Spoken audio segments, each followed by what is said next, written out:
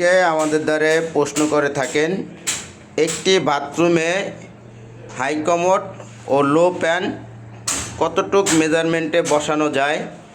আপনি যদি লম্বায় পূব পশ্চিম বাথরুম করেন আর উত্তর দক্ষিণ হাই কমোড লো প্যান বসাবেন, তাইলে আপনার 5 ফিট জায়গার মধ্যে বসাইতে পারবেন।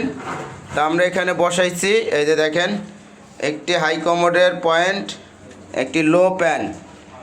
আর অবশ্যই বসানোর সময় আপনার এই যে প্যান স্ট্যান্ড আর হলো হাই কমোডের স্ট্যান্ড একই পরিমাণে ঢালাই দিবেন, তাহলে অল্প জায়গার মধ্যে আপনি বসাইতে পারবেন।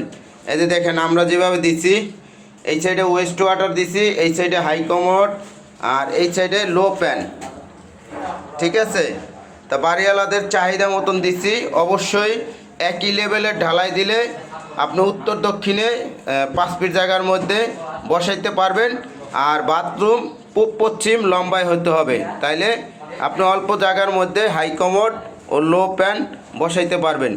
অবশ্যই আমাদের ভিডিওটি যদি ভালো লাগে লাইক কমেন্ট দিয়ে পাশে থাকবেন।